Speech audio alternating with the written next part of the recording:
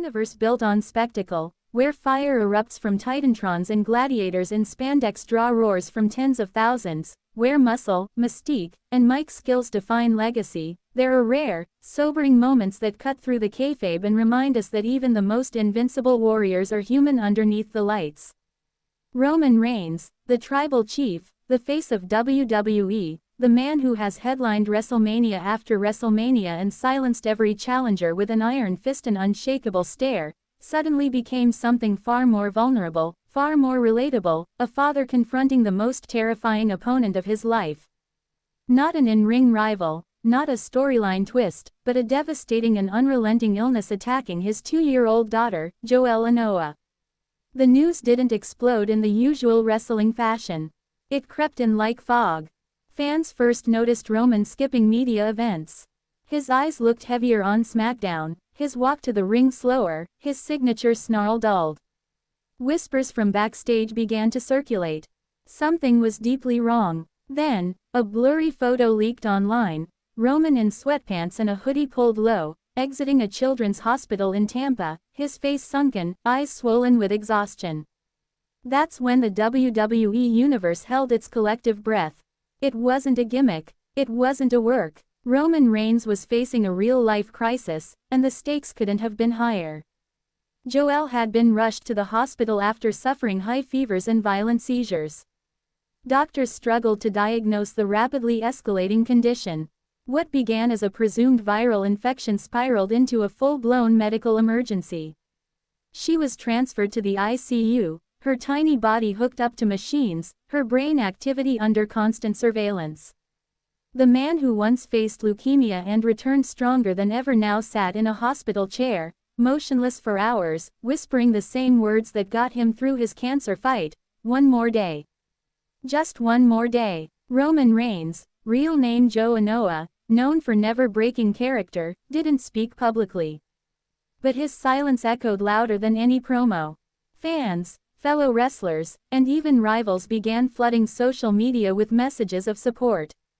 Hashtags like #pray for Joelle and #fight like a Reigns trended globally. AEW stars sent love. Legends broke character. The wrestling world, often divided by promotions and allegiances, united around a father and his daughter. And then came the moment that shattered even the coldest hearts. During a Monday Night Raw broadcast, WWE cut a planned segment and aired an emotional tribute, home footage of Roman laughing, dancing, and holding Joelle, intercut with backstage moments that reminded us he wasn't just the head of the table, he was a dad. The video ended with a simple message on a black screen: "We're with you." There wasn't a dry eye in the arena or among the millions watching at home. Still, Roman didn't address the public. Not until a surprise Zoom appearance during a Make-A-Wish livestream, where his eyes told the story before he said a word. "She's strong. Stronger than I've ever been," he said, voice trembling. "I've been through hell, but this, nothing compares." He paused, looked down, and whispered something that stuck with fans around the world. "There's no opponent like fear. But we fight, every day." No need to say her name, we all knew. Then came the revelation that finally gave shape to the monster they were battling. Joelle had been diagnosed with an extremely rare autoimmune condition that triggered life-threatening neurological complications. It was the kind of diagnosis that shattered routine, a freak occurrence that even Roman Reigns' fame, money, and strength couldn't guard against. Treatment began immediately. Joelle underwent IVIG infusions, brain scans, spinal taps. Roman never left her side. Nurses spoke of how he curled up in the corner of the room each night, whispering bedtime stories, fighting sleep, his massive hand wrapped around her tiny fingers. WWE, for once, stepped back. Storylines were paused, title defenses scrapped. Not a single executive dared pressure him, except for a handful of marketing minds who allegedly, according to leaked internal emails, tried to push for a virtual appearance. That backfired. Roman refused. Paul Heyman, the on-screen wise man and real-life advocate, reportedly erupted backstage, threatening to walk if they didn't respect Roman's boundaries. Meanwhile, Joelle's condition worsened before it improved. The fever held. The seizures returned. Her body was exhausted. But then, a new specialist from New York stepped in, identified a more accurate diagnosis, and launched a new treatment protocol. After 48 hours of unimaginable terror, her vitals stabilized. Her eyes opened. She smiled. She even giggled when Roman fake lost an arm wrestling match at her bedside. The tribal chief wept, not with triumph, with relief, with pure, unfiltered gratitude. Roman later told close friends that he would give up every title, every legacy, every ounce of his career just to see that smile again. That's when fans truly saw the man behind the myth. Joelle's recovery was slow but miraculous. Her immune system rallied. Her lungs healed. Weeks later, Roman posted a single photo to his Instagram story, a tiny hand gripping his finger. No words. None needed. The post exploded. 6 million views within a day. The WWE Universe was watching, waiting, praying. Then came the moment that made wrestling history. Roman Reigns returned to SmackDown, not for a match, not to cut a promo, but to show the world what real victory looked like. The arena lights dimmed. His entrance theme hit. The crowd erupted. But this wasn't the same Roman. He walked to the ring holding Joelle in his arms. The sight alone dropped jaws and melted hearts. She wore a miniature, believe that, t-shirt, waving shyly to the crowd. Roman took the mic, tears glistening in his eyes, and said, "You know me as the head of the table, but right now, I'm just a grateful dad." The crowd chanted her name. Joelle. Joelle. Joelle. He continued, voice cracking, "She fought harder than any opponent I've ever faced. She taught me that strength doesn't come from belts or streaks.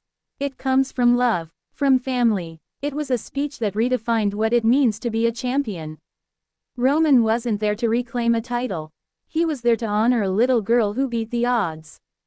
WWE programming leaned into this reality, airing tribute packages narrated by Paul Heyman, who broke character to pour his heart into a message to Joelle. Triple H granted Roman all the time he needed. The locker room rallied. Montez Ford, close friend and fellow father, broke down in an interview, saying, "We talk about legends, but Joelle's strength, that's the stuff of immortals." Eventually, Joelle walked out of that hospital.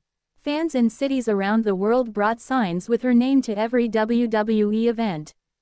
Even Superman has a Joelle. Fight like a Reigns. Joelle strong. Roman's vow to carry her into the ring became a moment that fans would never forget. The wrestling world had seen championships rise and fall, but this was legacy. This was heart. This was why wrestling mattered. It reminded us that behind the pyro, behind the punches and promos, were real people facing real trials. So, to every fan reading this, remember Joelle's name. Not just as Roman's daughter, but as the fighter who redefined strength. In the end, it was never about the tribal chief. It was about the tiny warrior who showed us what undefeated truly means. Titles fade, matches end, but love, that's the real undisputed gold. And in that story, Joelle Anoa'i stands tall as the champion none of us will ever forget. In a world defined by the grandeur of entrances, the thunder of fireworks, the thunderous stomps of titans clashing in the ring, and the roar of thousands chanting the names of their heroes and villains, there occasionally emerges a story so personal, so raw, that it slices through the scripted chaos and reminds every single person watching that beneath the spotlight, beneath the armor of superstardom, lives a human being fighting a battle that has nothing to do with titles or victories or championship belts. This is one of those stories. It doesn't begin with a match announcement or a shocking heel turn. It begins in silence, quiet missed appearances, subtle distractions, an energy shift in the ring from one of WWE's most dominant forces, Roman Reigns, the tribal chief, the man who redefined what it means to hold power in professional wrestling. For years, Roman Reigns had stood at the peak of the mountain, conquering legends, unifying championships, and ruling over the WWE Universe with a presence so commanding that even his silence spoke volumes. But suddenly, his silence was no longer part of the act, it was a cry from a father trapped in a waking nightmare. Roman's daughter, Joelle Anoa'i, only 2 years old, had fallen mysteriously and critically ill. What began as a simple cold had spiraled out of control within days. High fevers, relentless seizures, and a rapid decline in neurological function sent her straight into the intensive care unit. The hospital machines took over what her body could no longer manage. A monitor beeped every few seconds, each tone a cruel reminder that her fate hung in the balance. Roman Reings, Joe Anoa, who once stood toe-to-toe with cancer and beat it into submission, was now powerless in the face of something far more terrifying. Not a storyline, not an opponent, but the possibility of losing his little girl. At first, the WWE universe didn't know. Rumors whispered through forums. A missed media appearance here. A strangely subdued entrance there. Then a grainy photo circulated, Roman exiting a children's hospital in Tampa, hoodie up, head down, eyes red and sunken. It was the image of a man not playing a role, but living in real, unfiltered grief. As news spread, the WWE fanbase transformed overnight. Tribalism between promotions paused. Social media erupted not with debate, but with compassion. Hashtags like hashtag pray for Joelle, hashtag Reigns strong, and hashtag family over everything began trending worldwide. Wrestlers from every corner of the industry, AEW, NJPW, Impact, sent support. Even the most hardened critics of Roman's dominant run softened, posting heartfelt tributes, prayers, and personal messages. It wasn't just respect for a performer. It was empathy for a father drowning in helplessness. WWE, in a rare moment of authentic humanity, paused its usual programming. One Monday Night Raw, instead of a segment hyping the next title match, they aired an emotional video package. Grainy home videos of Roman and Joelle, playing in the backyard, dancing in their living room, hugging after a show, flickered across the screen.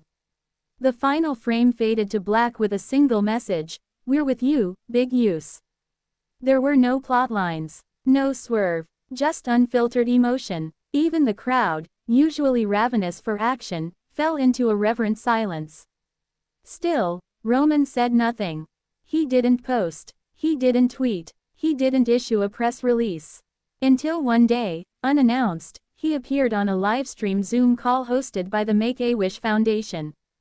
Visibly exhausted, his voice frayed from days of crying and sleepless nights, Roman finally broke his silence. "She's strong," he whispered. "Stronger than I've ever been. And I've been through hell. But this is different. There's no opponent like fear." You could hear the pain in his voice, the way he paused between each sentence like he was choosing every word with the weight of 1,000 emotions. He didn't say her name, but the entire wrestling world knew who he was talking about.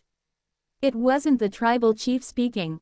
It was a father, a man stripped of his larger-than-life armor, exposing his broken heart. Medical updates slowly began to surface. Joelle had been diagnosed with an extremely rare autoimmune condition, a freak illness so rare that it affects less than 1 in a million children. Her body was attacking itself, targeting her central nervous system. Doctors launched a relentless regimen of treatments, IVIG infusions, heavy steroids, brain scans, and spinal taps. Roman stayed by her side for every needle, every scan, every unpredictable turn. He refused to leave the room. He barely slept. Hospital staff described him not as a celebrity, but as a grieving, protective father who read bedtime stories through tears and whispered reassurances that only he could believe in. His world had stopped spinning, and the squared circle felt a million miles away. Back in WWE, creative plans were thrown out the window. Roman's future matches were cancelled, his storyline shelved indefinitely. WWE brass, including Triple H, granted him an open-ended leave. Even Paul Heyman, normally the mouthpiece of strategic manipulation, reportedly confronted management over leaked emails that suggested Roman should do a virtual promo to maintain ratings. According to insiders, Heyman lost his temper, slamming his fist on the conference room table and yelling, "He's fighting for his daughter's life." You don't market that. For once, the wise man became the warrior. Behind the scenes, a new level of respect was born. Then, the miracle began. After weeks of uncertainty, Joelle started to show signs of improvement. Her seizures stopped. Her vitals stabilized. One day, her tiny hand reached out and grabbed Roman's finger. The moment broke him. Roman sobbed into her hand, overwhelmed with a joy that no WrestleMania victory could ever replicate. He later told close friends, "That moment, that's worth more than any belt I've ever worn." And then, something truly unforgettable happened. Joelle smiled. A small, weary smile through all the tubes and wires, and Roman knew she was fighting back. He promised her something that night. "When you walk out of here, I'm gonna carry you into that ring. And we're gonna show the world what a real champion looks like." He meant it. And weeks later, he delivered. The arena went dark. The familiar notes of Roman's theme hit the speakers. Fans stood. Some screamed. Some wept. And then, there he was, not in full ring gear, not flanked by the Bloodline, but dressed in simple black, holding Joelle in his arms. The crowd erupted into a roar so pure, so full of love, it didn't sound like wrestling anymore. It sounded like home, like family. Joelle wore a mini, believe that, t-shirt and waved shyly to the audience. Roman stepped into the ring, placed her gently on his shoulder, and spoke into the mic with a voice still raw from grief. "I've fought giants. I've conquered legends. I've main evented WrestleMania year after year. But this girl right here, she's the real fighter. She's my champion." The chants were deafening. "Joelle! Joelle! Joelle!" Roman raised her hand like a title belt, and the arena became a cathedral. Every fan, every announcer, every wrestler watching backstage knew this was history, not in storyline but in soul. Paul Heyman later said in an interview, "That was the night the wrestling world saw what greatness really is. Not in dominance, but in devotion." In the weeks that followed, Joelle's face appeared on signs across the world. "Even Superman has a Joelle. Real champions don't wear belts, they hold their dad's hands." She became a symbol, not of weakness, but of resilience, of love, of fighting when the odds are impossible. Roman didn't come back to reclaim his title. He didn't return to dominate or to cut a promo. He came back to remind the world that behind every hero is a human story, and sometimes, the greatest victories are the ones no one sees coming. He changed that night. Fans could see it in his eyes. He wasn't just the tribal chief. He was Joelle's dad. And in a world full of championships, streaks, and scripted triumphs, Joelle Anoa'i became the one name that will never fade, the one battle that truly mattered, the one girl who showed the world that no illness, no fear, and no darkness can stand against the power of love. This is not just a wrestling story. This is a human story. One of heartbreak, of strength, of family. So remember her name. Remember that moment. Because long after the belts change hands, long after storylines fade, the legacy of Joelle Reigns, the girl who fought like a champion, will echo forever. In a universe built on scripted chaos, where alliances break with steel chair shots and rivalries ignite through fiery promos, where pyro rains down from the rafters and titles are hoisted like crowns before millions of screaming fans, professional wrestling often blurs the line between myth and man. But every so often, a moment shatters that line completely, not with a plot twist or a surprise return, but with raw, unscripted human emotion.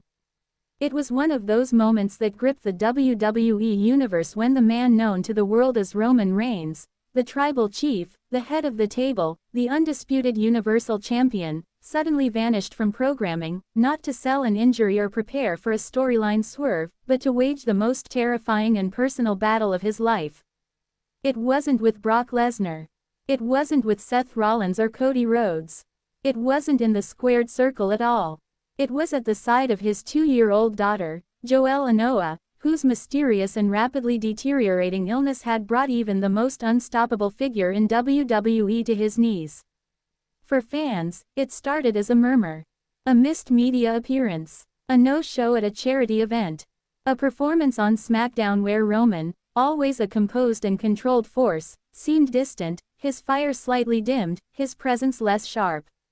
It was subtle at first, something only the most devoted fans noticed. But then the whispers started coming from inside WWE, hushed concerns about his family, unconfirmed reports of a medical emergency. Then came the photograph. Blurry, grainy, taken from a distance, but unmistakable. Roman Reigns, wearing a hoodie and sweatpants, exiting a children's hospital in Tampa, Florida, with his head lowered and his face drawn with exhaustion. That was the moment the fanbase realized this wasn't a storyline. This wasn't part of some elaborate angle. This was real. This was Joe Anoa'i, not Roman Reigns. This was a father enduring every parent's nightmare. The news trickled out slowly. Joel, affectionately called Jojo by those closest to the Anoa'i family, had been rushed to the hospital in the middle of the night after suffering a series of seizures and a dangerously high fever. What was first thought to be a common virus had escalated into something far more sinister. Her condition worsened by the hour, her tiny body overwhelmed. Doctors were baffled. Scans were ordered. Lumbar punctures were performed. Roman remained by her side the entire time, barely eating, barely sleeping. Nurses spoke of how he read to her. At night, of how he paced the hallway waiting for results, whispering the same phrase over and over like a prayer, "One more day. Just one more day." Roman, who had once battled leukemia and returned stronger than ever, now faced an enemy he couldn't suplex, couldn't spear, couldn't silence with a Superman punch. And for the first time in years, he had no control. WWE, recognizing the severity of the situation, put all Bloodline-related storylines on hold. House show appearances were cancelled. Scheduled feuds were abandoned. For once, the tribal chief wasn't in control, real life was. Behind the scenes, there were tensions. Some in upper management, according to leaked emails and insider accounts, floated the idea that Roman could at least make a brief virtual appearance to calm the fanbase and stabilize ratings. When Paul Heyman found out, he reportedly exploded in a private meeting, slamming his hand on a table and demanding that no one dare ask Roman to perform when his child was fighting for her life. Triple H personally intervened, shutting the conversation down and granting Roman as much time as he needed, no questions asked. But the wrestling world didn't stay quiet. If anything, it erupted in solidarity. #Pray for Joel trended within hours of the news going public. Stars across every promotion, AEW, NJPW, Impact, NWA, broke kayfabe and offered heartfelt messages. Seth Rollins posted a tweet that simply read, "No rivalries today. Just love for a brother and his family." Becky Lynch posted a photo of Joel's name written in her daughter Rue's crayon. Cody Rhodes wore a purple armband during his next match, silently honoring Joel's favorite color. Even Brock Lesnar, notoriously private and rarely vocal, reportedly called Roman personally to offer support. For once, the lines between companies and characters dissolved completely. The WWE Universe was no longer just an audience. They became a support system. A family. And still, Roman remained silent, until a surprise Zoom appearance on a Make-A-Wish livestream. Visibly drained, his voice frayed with emotion, Roman finally addressed the unthinkable. "She's stronger than me," he said, eyes glistening. "I've faced death. I've beaten cancer. I've carried this industry on my back for years. But this is something else. There's no opponent like fear. And there's no tag team partner like hope." It was the most vulnerable fans had ever seen him. Not the snarling alpha of the bloodline, not the calculating ruler of WWE, just a father desperate to see his daughter smile again. Eventually, after multiple misdiagnoses and hours of medical uncertainty, Joelle was diagnosed with a rare autoimmune condition that caused her immune system to attack her nervous system. The treatment was aggressive: IVIG infusions, immunosuppressants, and constant neurological monitoring. Every hour was a fight. Roman refused to leave her side. Not for food, not for rest, not for even a moment. When Joelle finally opened her eyes and smiled at her dad through the wires and monitors, Roman broke down in sobs so raw that hospital staff had to close the door. He later confided in a close friend, "I would give up everything, every championship, every WrestleMania main event, every accolade, just to have that moment again." And then, slowly, the miracle began. Joelle got better. Her fever broke. Her brain scans improved. She started speaking again, laughing again, eating again. Her smile returned, fragile at first, then brighter. One day, she told her father, "I want to go to Daddy's work." Roman made a promise. "When you're ready, I'll carry you through that curtain myself." That day came weeks later. SmackDown began like any other night. The lights dimmed. The arena buzzed with anticipation.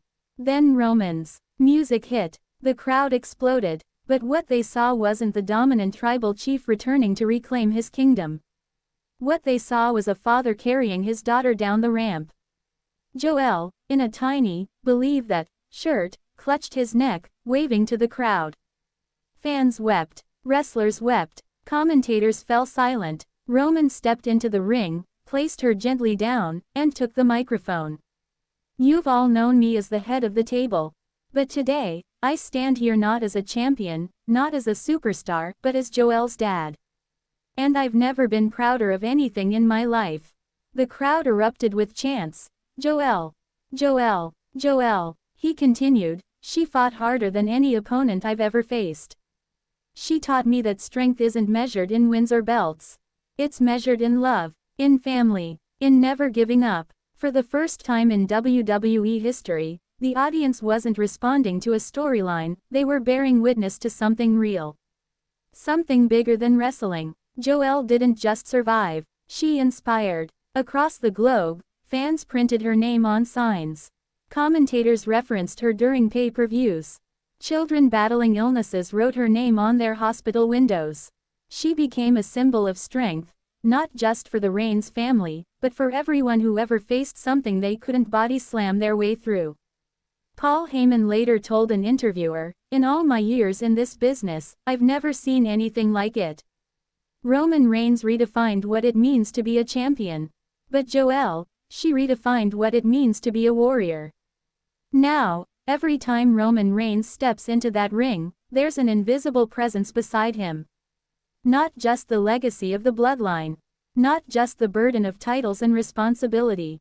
But the spirit of a little girl who reminded the world that even the strongest men can fall apart, and that true strength is found in rising again, not for yourself, but for the ones you love.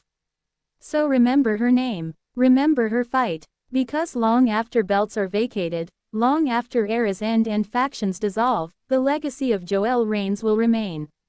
Not in the record books, but in the hearts of millions who saw that even when the tribal chief fell silent, the voice of his daughter echoed louder than any roar the arena had ever known. She is the reason we watch. She is the reason we believe. And in the story of Roman Reigns, she is the true undisputed champion.